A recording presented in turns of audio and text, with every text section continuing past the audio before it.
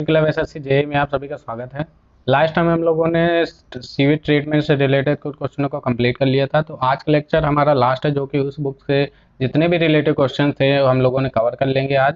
और आज के बाद हमारे पास उस बुक की कोई ज़रूरत नहीं होगी, क्योंकि उसके अलावा हमारे पास कोई भी ऐसा टॉपिक नहीं है जो उस बुक में दिए हो। ठीक है, so nearly 3 to 4 lecture video थे, जिसमें हम लोगों ने 10 to 15 क्वेश्चन मिनिमम कवर किया हर वीडियो में। तो ओवरऑली देखा जाए तो 50 क्वेश्चन कवर हुए हैं।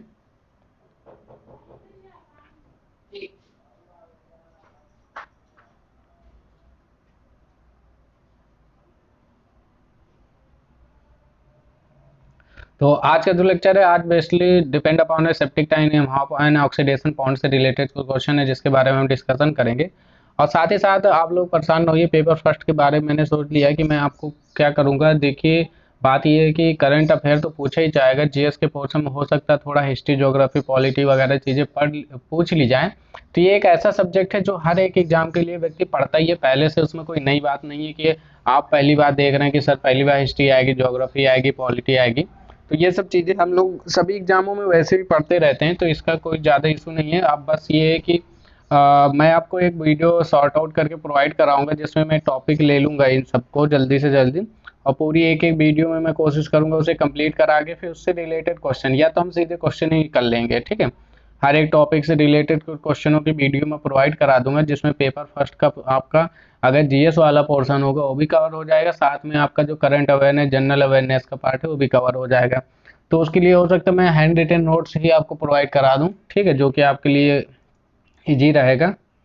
तो चलिए स्टार्ट करते हैं आज के क्वेश्चन। तो चलिए स्टार्ट करते हैं, पहला क्वेश्चन देख लेते हैं। पहला question, septic tank is a septic tank होता है, क्या होता है?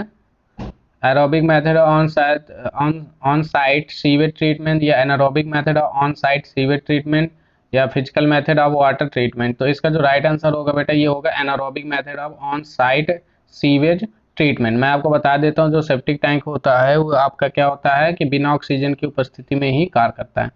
अगर यहाँ एक्सप्लेनेशन की बात की जाए तो यहाँ पे बहुत ही अच्छे से एक्सप्लेनेशन दिया, आप इसको यहाँ पे पढ़ सकते हैं, तो आपको ये अच्छे से समझ में आ जाएगा कि हम यहाँ पे सेप्टिक टैंक का ही यूज क्यों कर रहे हैं, हम किसी और टैंक का यूज क्यों नहीं कर रहे हैं, और ये सेप्टिक टैंक हमारा एनारोबिक प्रोसेस में कैसे वर्क कर रहा है, ये सब यहाँ पे लिखा है। आप उसको अच्छे से पढ़ लेंगे, आपको समझ में आ जाएगा। ठीक है, ये चलिए नेक्स्ट में चलते हैं। नेक्स्ट क्वेश्चन क्या कह रहा है? नेक्स्ट क्वेश्चन आपका थोड़ा रिलेटेड टू है। आपको एक ट्रीटमेंट दिया है जिसको सिस्टमेटिक ढंग से रखा कि जैसे पहले इन्फ्लुएंट वाटर है, फिर प्राइमरी सेटलिंग टैंक है, फिर बायोलॉजिकल एरेशन टैंक है, फिर सेकेंडरी सेटलिंग टैंक है।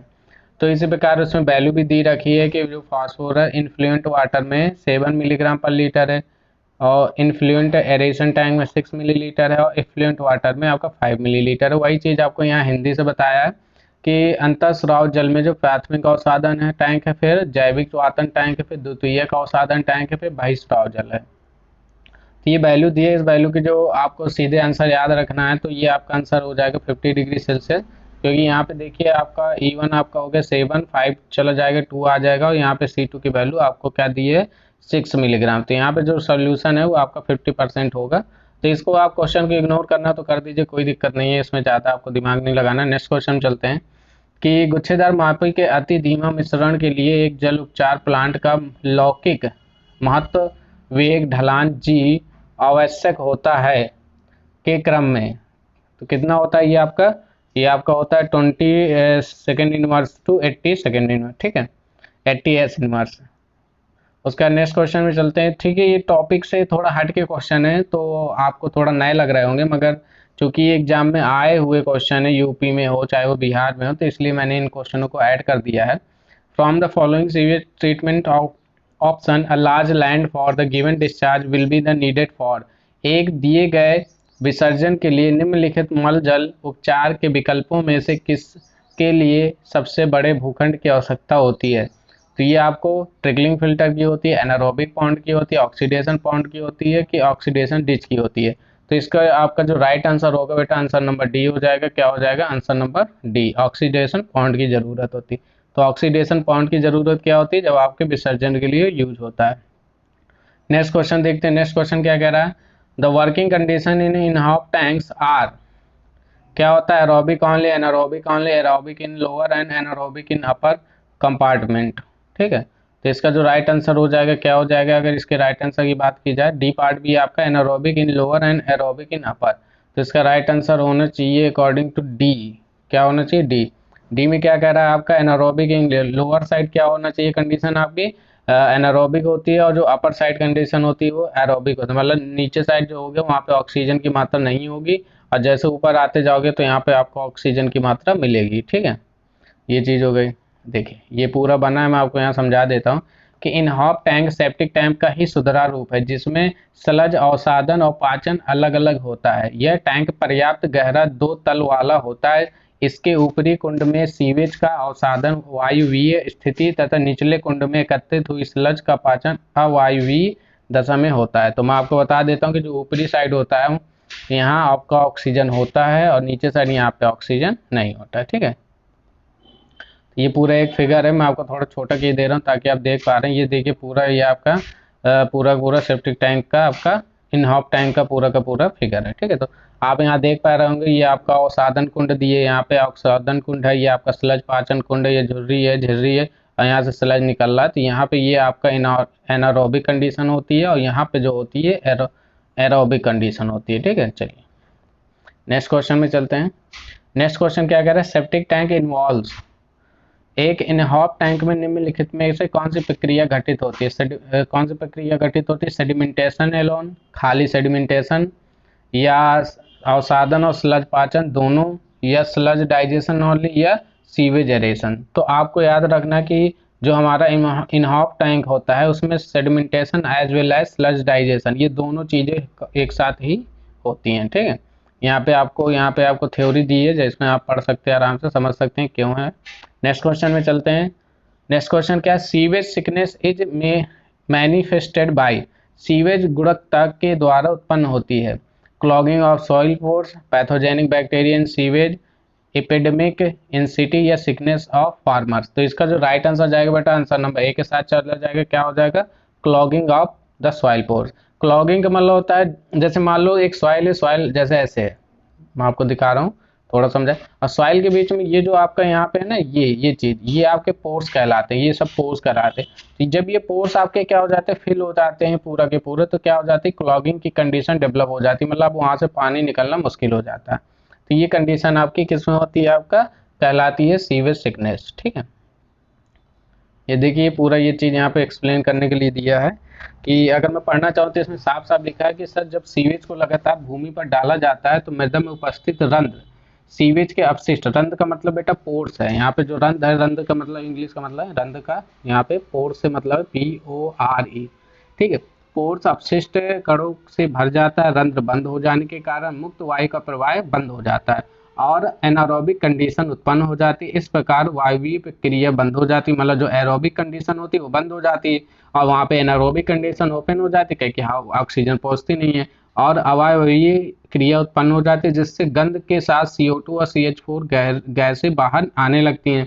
इस स्थिति को ही सीवेज सिकनेस बोलते हैं। ठीक है, तो आई होप अब आपको समझ में आ गया होगा। नेक्स्ट क्वेश्चन में चलते हैं। नेक्स्ट क्वेश्चन क्या कह रहा है, नेक्स्ट क्वेश्चन कह रहा है in waste stabilisation pond the sewage treated by the अपशिष्ट स्थिरीकरण तालाब में सीवेज उपचारित के द्वारा किया जाता है, एरोबिक बैक्टीरिया के द्वारा, एल्गी के द्वारा, की सेडिमेंटेशन के द्वारा, के dual action of aerobic bacteria and algae.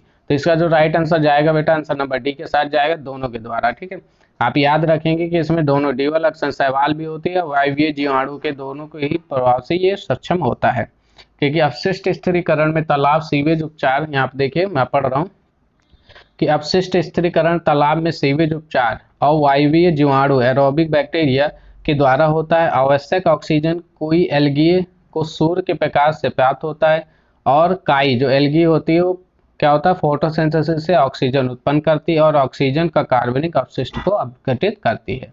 ठीक है, चलिए नेक्स्ट क्वेश्चन में चलते हैं। नेक्स्ट क्वेश्चन पूछ रहा है कि the self cleaning velocity desired for the provided for the septic tank. तो भैया ये क्वेश्चन हो गया वेरी वेरी इंपॉर्टेंट, इसे आप नोट कर लीजिएगा, ऐसे बिल्कुल रट्टा मान लीजिएगा, क्योंकि डिट्टो यही वैल्यू आती है, डिट्टो कोई चेंज नहीं आता है इसकी वैल्यू में, 0.5 मीटर पर सेकेंड। तो जो आपका जो सेप्टिक टैंक होता है उसमें जो सेंस क्लींसिंग वेलोसिटी, मैं आपको समझा देता हूँ कि मान लीजिए कोई सेप्टिक टैंक है और इसमें जैसे कोई कण है, ये कण कितनी स्पीड से नीचे आ रहा है, तो इसके ये जो वेलोसिटी होती है वर्टिकल हॉरिजॉन्टल, इस वेलोसिटी की जो वैल्यू होती है क्या होती है 0.5 मीटर पर सेकेंड होती है। ठीक है,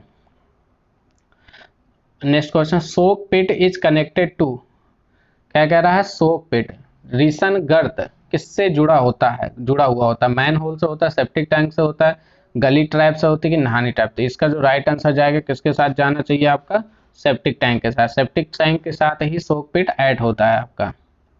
देखिए यहाँ पर अगर मैं समझाने की बात करूँ, इसमें समझाने के लिए है कि रीसन गर्त सेप्टिक टैंक से जुड़ा होता है। सेप्टिक टैंक से बाहर से निकलने वाला पानी पूर्ण रूप से साफ नहीं होता, इसमें कुछ दुर्गंध व प्रदूषण रह जाता है, अतः इस स्थिति में दूषित पानी का उचित ढंग से समापन करना आवश्यक होता है।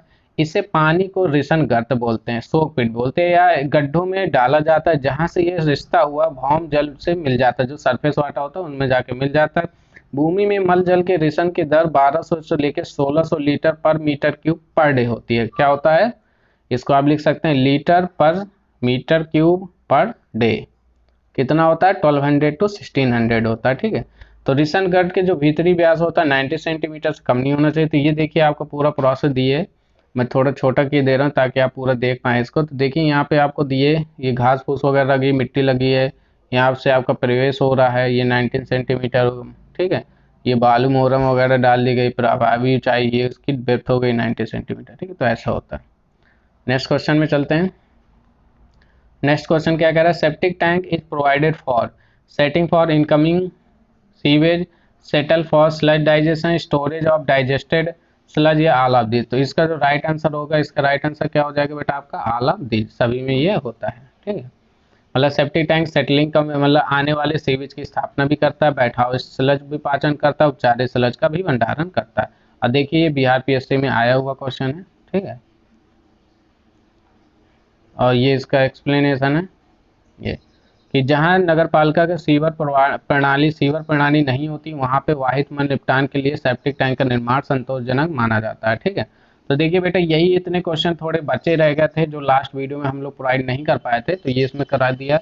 इसके अलावा और कोई भी टॉपिक नहीं है जो उस बुक से कोई रिलेट करता हो। उसके बाद मैं जो आपके प्रीवियस क्वेश्चन मैंने कराया उनको समराइज करके अब मैं कोशिश कर रहा हूँ कि पेपर फर्स्ट की भी मैं कुछ क्वेश्चन प्रैक्टिस आपको दूँ, ताकि काफ़ी बच्चे जो परेशान है कि सर पेपर फर्स्ट में कोई आइडिया नहीं लग पा रहा है कि सर क्या पढ़े कहाँ से पढ़े, तो मैं एक मिसलेनियस ऐसे ही प्रैक्टिस क्वेश्चन ला रहा हूँ जो आपके पेपर फर्स्ट से रिलेटेड होंगे, जिसमें आपके बिहार और इंडिया का करंट के साथ साथ जीएस पोर्शन भी इंक्लूड मैं करूँगा। ठीक है, हो सकता है वो क्वेश्चन मेरे हैंड रिटेन हो, क्या कि मेरे पास इतना टाइम नहीं है इस समय फिलहाल कि मैं टाइप करवा के उसको कर पाऊँ।